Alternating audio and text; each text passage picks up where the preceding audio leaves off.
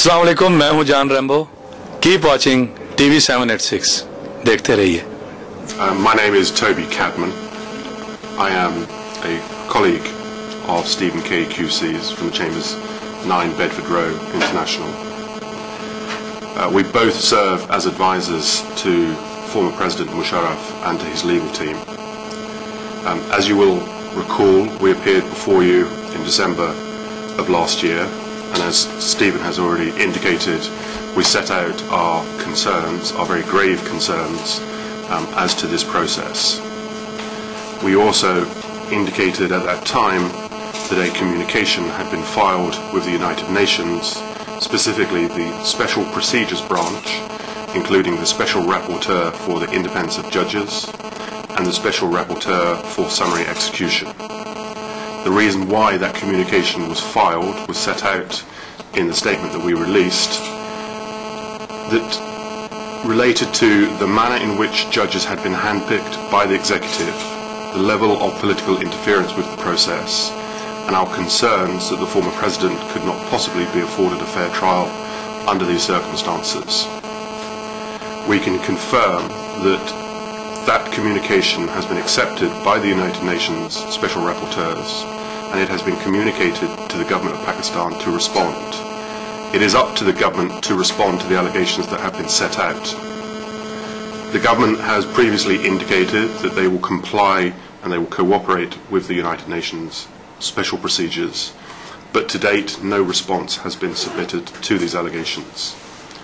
So once again we call both on the United Nations and the government of Pakistan to ensure that this matter is dealt with, and that there is a full and proper investigation into the allegations that have been made. That is the first point that we wanted to bring to your attention today. We are hopeful that the United Nations will see the failure on the part of the Pakistan government as an indication of their intent to cooperate, and the United Nations will take whatever steps they deem necessary to ensure that there is full cooperation. The second issue concerns a disclosure that has recently been made, as my colleague Stephen has just referred. This communication that comes directly from a source within the Office of the Prime Minister demonstrates the highest level of interference with this process. It sets out 14 separate acts that took place between the 18th and 19th of November that preceded the formation of the Special Tribunal, and goes directly to whether this process can be considered independent and impartial. There will of course have to be a full investigation into this particular conduct and any other conduct that subsequently comes to light. The disclosure that we have demonstrates and supports the allegations that we have already submitted to the United Nations in terms of the hand-picking of judges and the level of executive interference with what is supposed to be an independent and impartial process. For that reason, we are calling for the treason trial to be suspended now, pending a full inquiry, a full international inquiry. We consider that the allegations are so grave that only a fully independent and international inquiry will suffice. We have today filed a supplementary communication to the United Nations Special Procedures Branch to bring these matters to their attention. For interest of confidentiality, we cannot disclose precisely what those 14 separate acts are, but what we can tell you is that they do go through the process on the 18th and 19th of November, where the executive had formed a process, had hand-picked judges to sit in judgment of former President Musharraf. And as I say, those allegations are grave, and in our view they render any possible process of putting the former president on trial in accordance with international standards impossible. So once again we are calling for a suspension of the proceedings a full inquiry before any process can go forward. Thank you very much. I would also like to add that the source which we have in Pakistan who has revealed this confidential information is based in the Prime Minister's Secretariat, namely the headquarters of the incumbent Prime Minister of Pakistan, Nawaz Sharif. So the information we have leads directly to the doorstep of the incumbent Prime Minister, who, as we've previously mentioned, has a history of differences with former President Musharraf. I'd like to open the floor, if I may, to questions. If you could please introduce yourself. Before we open up to questions, just one point that does also need to be added to what has already been said. It is right that the information has come from the Office of the Prime Minister, but it also, the steps that were taken involve not only the Office of the Prime Minister and members of the judiciary, but also two separate ministries, namely the Law Ministry and the Ministry of Interior.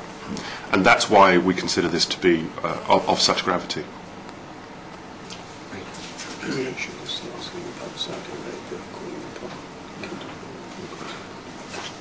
If we can open up the floor, please, to question and answers. If you could introduce yourself by name and the media organisation that you're attached to. My name is Mohammed Salwar from the Nation newspaper, and I would like to raise not only one question, many more questions. So, will you please give me enough time after all the other gentlemen raise the questions? My first question is just when did you submit your submissions to the United Nations, and what is the response from the United Nations? Because you are complaining that you are not getting so far the response from the Pakistan government. But what about the United Nations? Okay, I can answer that very simply. The process when you submit a complaint to one of the special rapporteurs is that complaint has to be submitted to the government in question and sufficient time given for them to respond. Ordinarily, 60 days in a non-urgent matter is considered to be sufficient time to respond. If the government fails to respond, or if the government fails to request additional time to respond, then that special rapporteur can issue a finding of fact in favour of the complainant, namely they can uphold our complaint. Quite often governments fail to respond, and that is the natural consequence of their failure. What I can tell you is the communication has been given to the government of Pakistan. They have had time to respond, and they have failed to do so. There is no failure on the part of the United Nations to engage, and they have been very active and very responsive to our complaints. It is purely a matter that the government of Pakistan has thus far failed to respond. They may have requested additional time. We haven't been informed of any such request. As far as we are concerned, there has just been a complete failure to engage. Now, that doesn't mean the Special Rapporteur will issue an immediate opinion, because unfortunately these things tend to take time. But it may well be that the Special Rapporteur in question will now issue findings in our favour as a result of no response from the government of Bangladesh, Pakistan. But my question was that when did you submit your submission to the United Nations along with the Pakistan government? Because when you will say tell us the date, then we can... Yeah. On the 20th of December, the communication was submitted. Ordinarily, you will have a period of time by which the matter is dealt with internally before it's transmitted to the government to ensure that it complies with their procedures. We expect that the response would have been transmitted to the government of Pakistan either at the end of December or beginning of January. They would have been given 60 days from that point to respond. So we're now in the period where they have exceeded the time to respond. So it's now within the power of the special rapporteurs to adopt an opinion or to issue a statement setting out the failures of the government. Did you receive any acknowledgement from the Pakistan government of receiving your submissions? It's not for the Pakistan government to respond to us. It's for the government of Pakistan to respond to the United Nations. And it's a confidential process, and all the United Nations can inform us is whether they have responded or not. They are not entitled to disclose to us the actual response given. We have spoken to the special rapporteurs in question, and no response, as far as we are concerned, at this stage has been received. My name is Amanullah Khan. I'm a veteran freelance journalist specializing in diplomatic coverage. How you could be sure that the treason trial would not be the victim of fast tracking, as Your Excellency has said with luminous clarity that the entire procedure is smudgy and is totally deprived of transparency. If they fast track it in order to evade the I should say, the attention of the United Nations Rapporteur General, as you have made it very through your competent, learned remarks. So are you aware of the dangers of fast tracking to fulfill the agenda, which is always, universally we know, that when a judge or jury is handpicked, the malefied intentions are very bleak and yes. very dark. I think you've highlighted a very important point, and I'll respond very briefly and pass over to Stephen.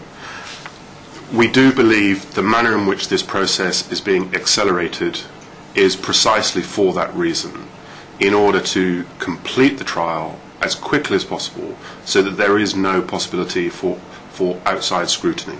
We do believe that is a serious concern, and in our communication, our most recent communication to the United Nations, we have set that out as part of our submissions, that there is an urgent need to respond now because of the manner in which this is being fast-tracked. Do you intend to send another reminder in view of the very grave situation to the very institution of transparency or law and justice? Yes. We, as I said, we have submitted a fresh communication or an addition to our previous communication today, setting out not only this most recent disclosure, but the concerns we have that this matter is being fast-tracked to avoid any outside scrutiny. Are you aware of some of the very subtle mechanisms which, I'm not a lawyer, which could be or would be available within the jurisdiction of the Supreme Court of Pakistan? Well, as I think we said before, and we may have alluded to this morning, we are members closely affiliated to the former president's legal team.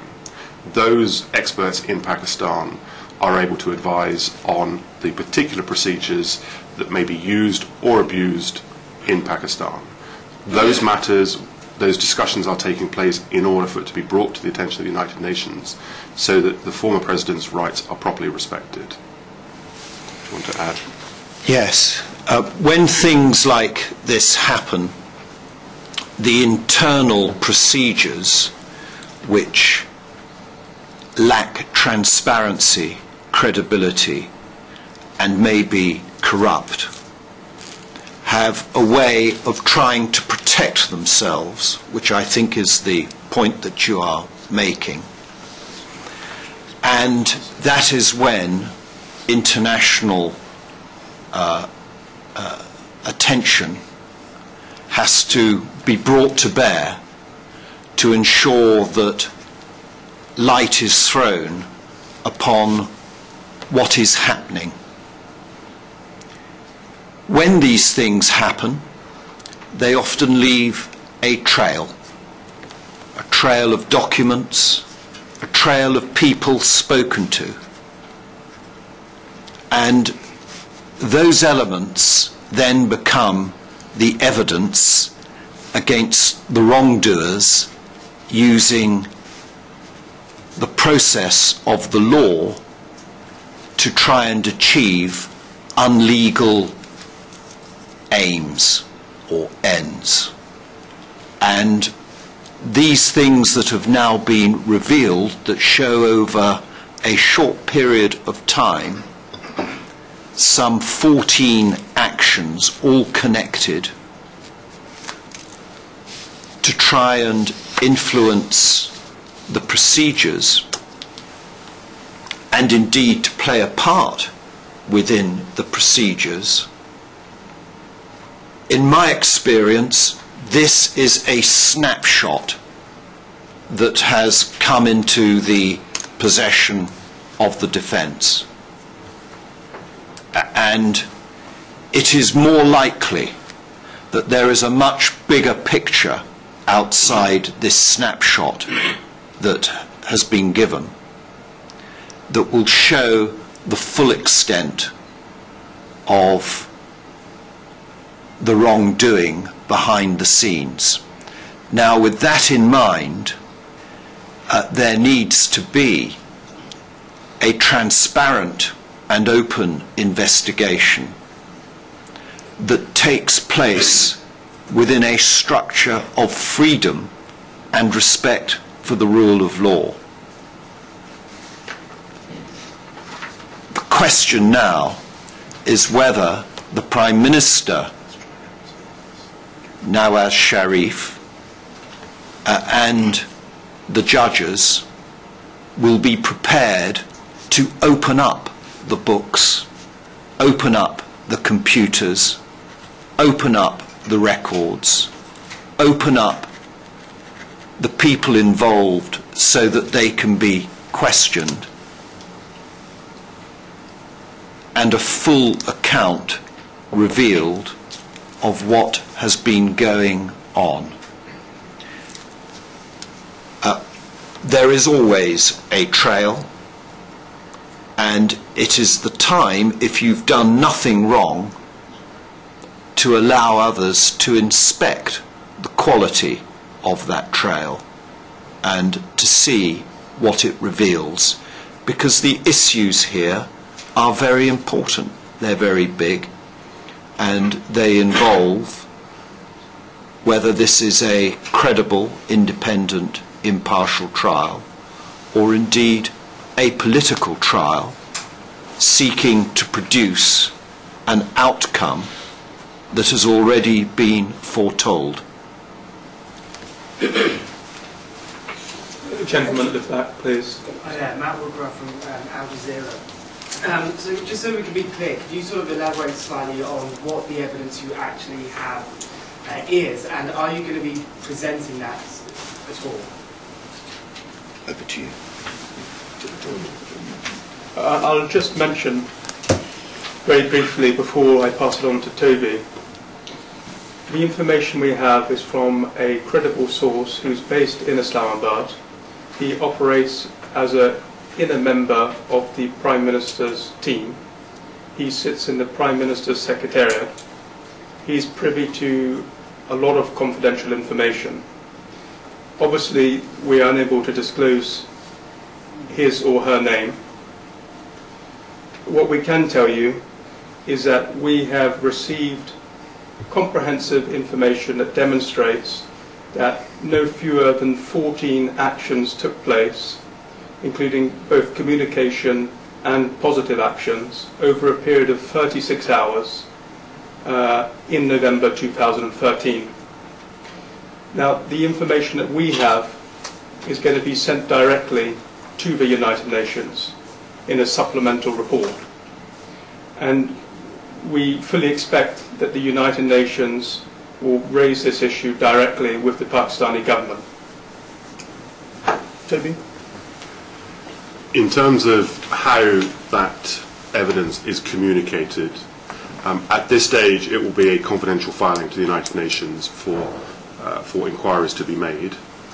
We will obviously also need to conduct further inquiries in order to ascertain whether there is further evidence of this kind, and we will of course be raising these issues with the former President's legal team to determine in what form and at what stage should this evidence be released. It is critical that the evidence is released at the appropriate time, but we have to ensure that nobody is put in harm's way by releasing that evidence, and we have to ensure that the appropriate authorities are able to conduct their inquiries without their investigations being prejudiced by the release into the public arena of that information. But it will be released at the appropriate time. So just so I'm clear, the evidence has come from a leak within the office of the Prime Minister. So it's a leak from within the office of the Prime Minister. Which sets out 14 separate acts, either communications or meetings taking place or positive actions being undertaken by the executive in the formation of the special tribunal, the appointment of judges and the hand selection of judges. But it demonstrates a time frame of 36 hours, a very short period of time where 14 separate matters were taken care of to ensure that the judges were selected, that the procedures were put in place, and that the process was the process could be taken forward with a view to charging the former president. And all the evidence is to be kept secret from yourselves and the UN until this stage. We have only recently been made aware of this information. When we spoke to the media on, I believe, the 20th of December, we were not aware of that information at that time. And when I was in Islamabad on the 30th of December, when I held a press conference in Islamabad, I was not aware of the information at that stage. It is only very recently come into our possession, and for that reason we have urgently communicated it to the United Nations today. When did it come to light, and how? I can't say at this stage. How did it come to light? We'd like to answer that. All we can say is this at the moment. You're sitting before some of the leading international legal experts in the United Kingdom. They, along with a number of other individuals, again, who have very credible legal backgrounds, have scrutinized this information. The information is both comprehensive, clear, and decisive. And it demonstrates collusion between the executive and the judiciary. We cannot provide any information as to the individual or individuals who have released this information, because they will then be exposed and they will face the wrath of the Pakistani government. And it will also jeopardize any future communication between them and the international legal team. But what we are clear about today is that the information is being conveyed to the highest levels, namely the United Nations. And I think the United Nations are best placed to independently analyze and scrutinize this information, and then to put forward, which I expect will be very serious concerns to the Pakistani government. And it's on that basis that we call for the Pakistani government to immediately suspend, on an unconditional basis, the proceedings in the special court. Stephen Kay, on the 20th of December 2013, along with Toby Cadman, highlighted the concerns that occur when the Prime Minister is involved in handpicking judges, and when the judges themselves have a previous history of bias. This information is a smoking gun. This has provided us with concrete evidence of those negative actions to the detriment of former President Musharraf. And now it is clear for the whole of the international community to see that former President Musharraf is not going to be afforded a fair trial at all. How can he expect to be afforded a fair trial when the Prime Minister himself is involved directly in manipulating and fixing the legal process? I'm sure there are a lot of cricket fans out there, and I'm sure you've heard of ball tampering and match fixing. Well, in this case, some would say that not only do we have tampering of a court case, but we also potentially have fixing of a court case. And let's remind ourselves that the potential sanction that the special court has is death by hanging. And as a democratic state, the manner in which the Pakistani government is proceeding with this case is extremely worrying. My question. Hi there, my name is Julia Purity and I'm from Reuters. So can I just confirm, you're saying that the current Prime Minister is directly implicated by this evidence? What we can say is that the information has come from his office, that the information that we have received involves his office, the Ministry of Interior and the Law Ministry. It would tend to indicate that the Prime Minister himself is directly involved, but that is a matter that we will be handing over to the United Nations, and further inquiries will be made to determine the level of culpability. It is clear from the disclosures that involvement is at the very highest level, but at this stage the information that we have needs to be further scrutinised by an independent and impartial body to make a determination as to exactly who is involved in this process. And was this information leaked voluntarily to you, or to who was it leaked to? I'm not still not clear on that. What we can say is that it was provided to the defence team, but that's all that we can say at this stage. You have mentioned 14 actions in 36 hours in November 2013. Can you please specify the time period? Is it first week or second week, third week or fourth week? It was between the 18th and 19th of November. Have you also expressed your, I think, justifiable deep concern for the safety of the general and these important unnamed good Samaritans for justice, that they may not be bumped off in order to kill the very site of evidence, as had been the case in Pakistan. If I may invite your learned attention, both the learned leading jurists of this great country, to the case of Ali Bhutto, in which, in broad daylight, that was a miscarriage of justice and judicial murder was imposed on the Islamic Republic of Pakistan. And that could be repeated again. And my only last sentence, that a treason case or a coup cannot be a solo flight. It is something collective. Isn't it very much evident from the allegations that only one person is being targeted, not the rest of them? There are three separate issues that you raised, and I'll deal with them very quickly. The first issue as to the solo flight, the fact that the former president is the only person facing treason charges at this stage.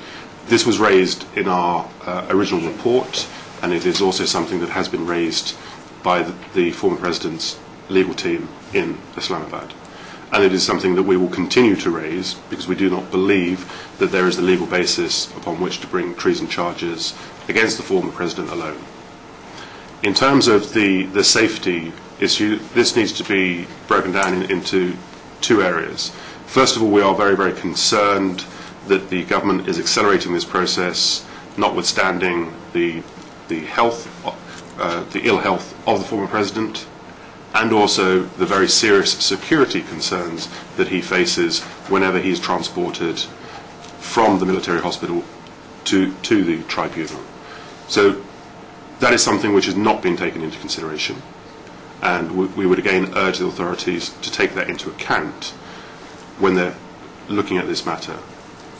The second issue as to the security of the former president and any other person who comes forward, it is a very, very real concern. And it is something which we have again raised with the United Nations, and it is something that they will have to take very, very seriously. Basically, your main objection that I concluded from the press conference and on your earlier statements as well, that you are objecting actually the formation of the hand-picked and chosen judges. If you see the procedure of setting up the benches in Pakistan, it is a discretion of the Chief Justice of the Supreme Court.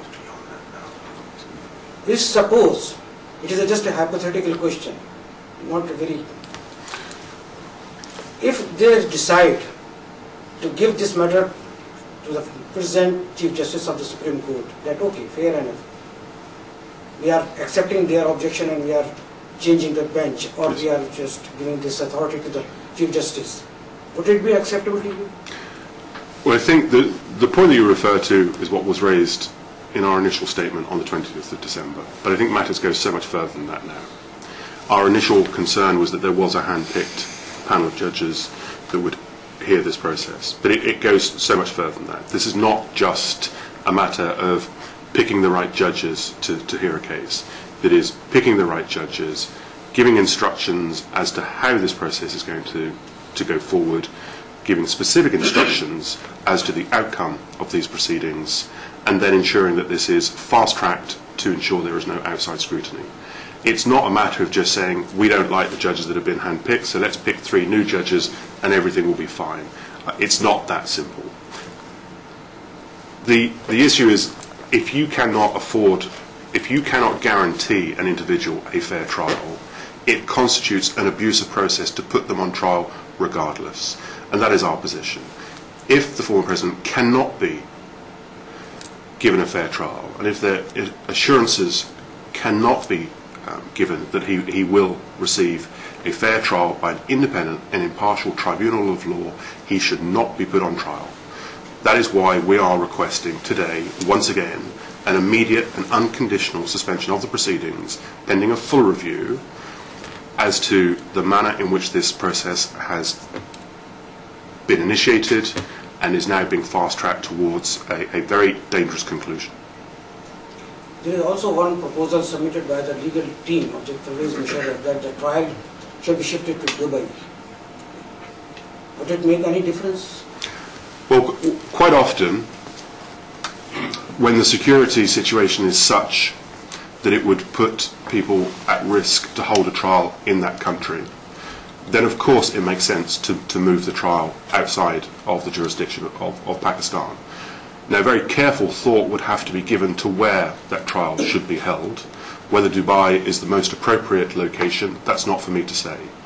But if there are conditions where judges can be selected outside of Pakistan, that a process is initiated which is separated from the executive control in Pakistan, then it of course makes sense for the defence team to support such an initiative.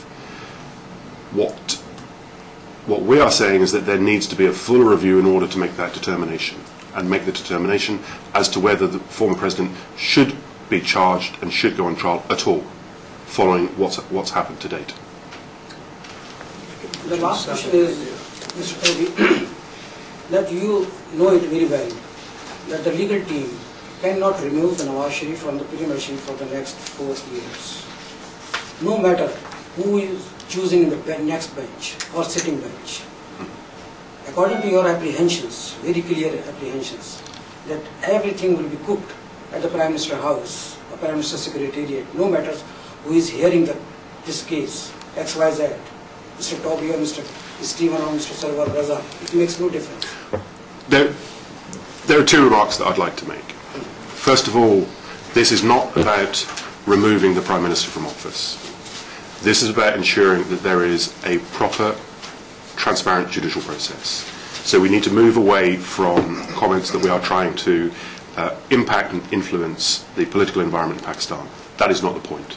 The point is that the government has to ensure that there is a process which is transparent, independent and impartial. And at this stage, it is not. So whether the current Prime Minister is going to be in office for the next 4 years is not a relevant consideration. What is a relevant consideration is whether the former President can be afforded a fair trial without the executive influencing, interfering and determining the outcome of these proceedings. If that means moving the proceedings outside of Pakistan, then so be it. And if it means having international judges and international monitors ensuring that the proceedings are transparent and fair, then that is something that is going to have to be considered by the United Nations.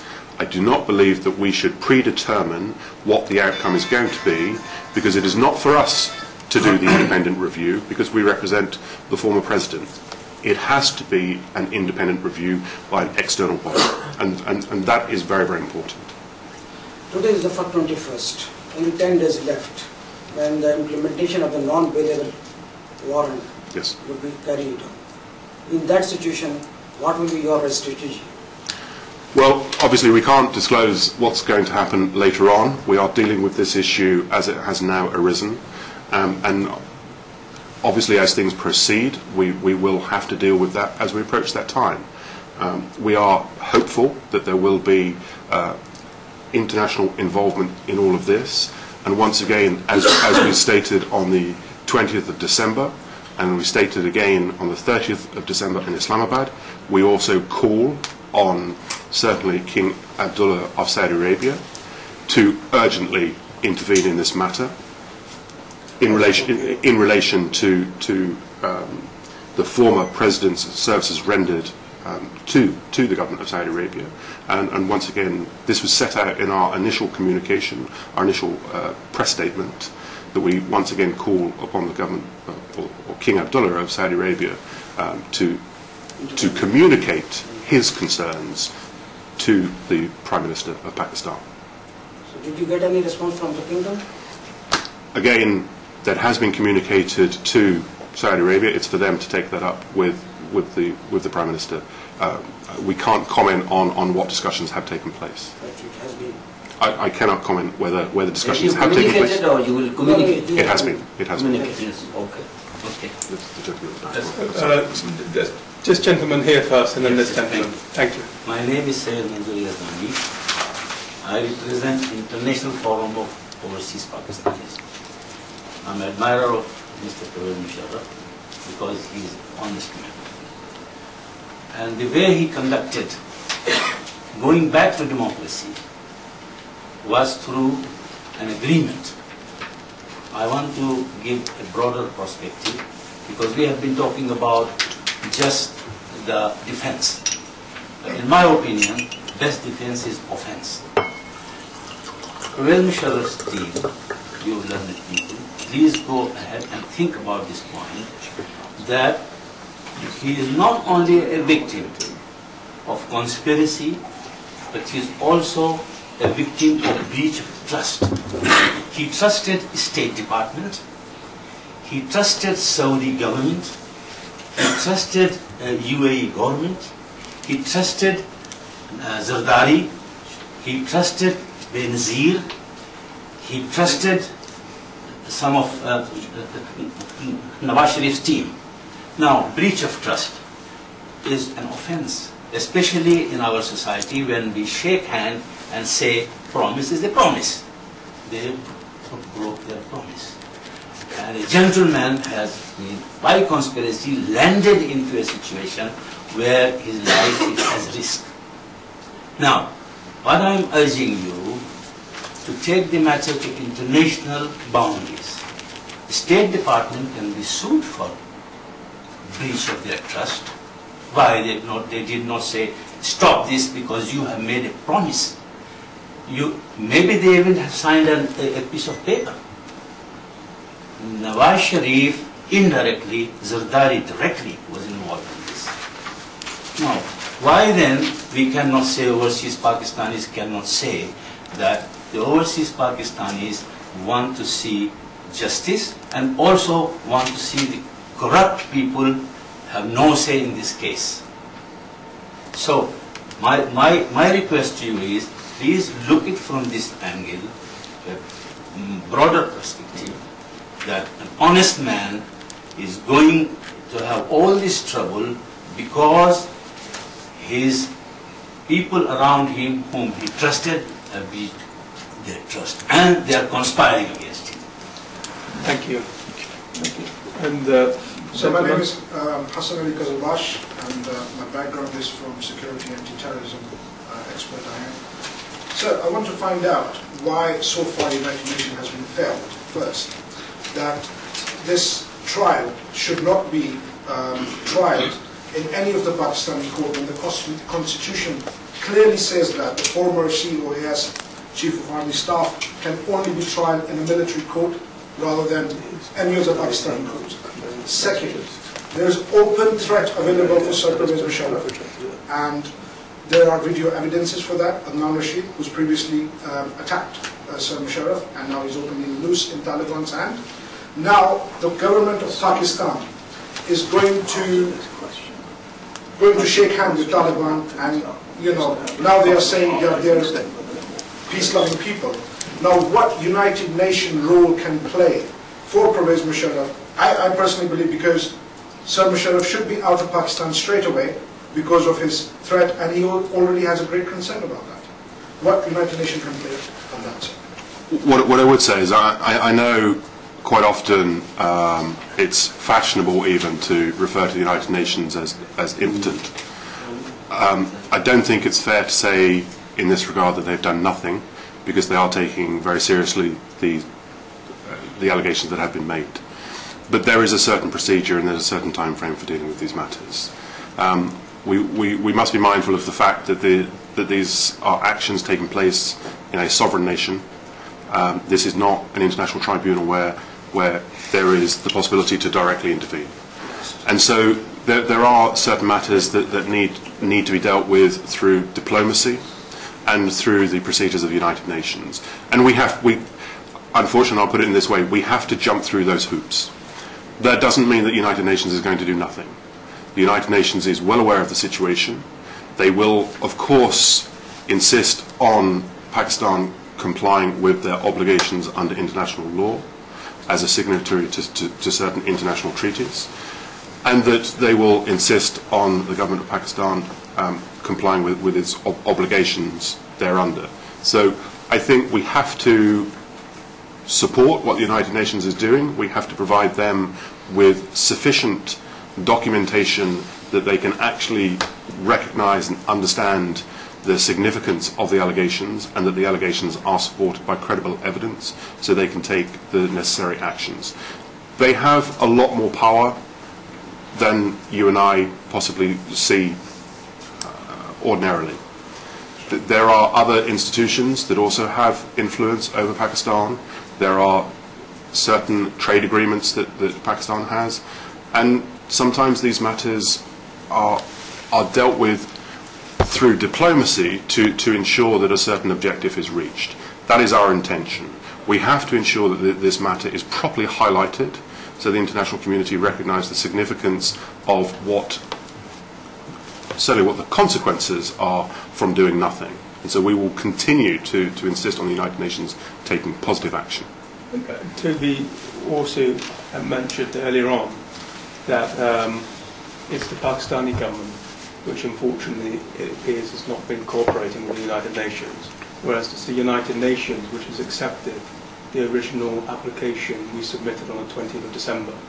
So the United Nations, in our view, clearly recognises that there are serious questions to be raised, and that there are certain irregularities concerning the setting up of the special court. Mr. Ali, would you like to say any words at all? Yeah, I would like to say thank you to, on behalf of all Pakistan Muslim League, I would like to say thank you to our QCs, Mr. Stephen Key and Mr. Cadman, our President Musharraf's political advisor, Chaudhry Anjum Sarfraz, and Anjum Raza, and all the respected journalists. Thanks for coming in today, and we really appreciate your help and the concern you have shown towards the victimization, political vendetta against Pervez Musharraf. Thank you very much. Thank you. I really appreciate that. Okay. And ladies and gentlemen, Toby, if possible, please. Sadiq, would you like to say something? Just just very quickly for a point of clarification, whilst I am very grateful being referred to as Queen's Counsel next to my learned senior friend, I haven't yet reached that standard, but certainly I hope to one day. So I just wanted to make that point clear. Thank you. But you are very seriously following him. I think you have the standard, but you haven't reached the stage.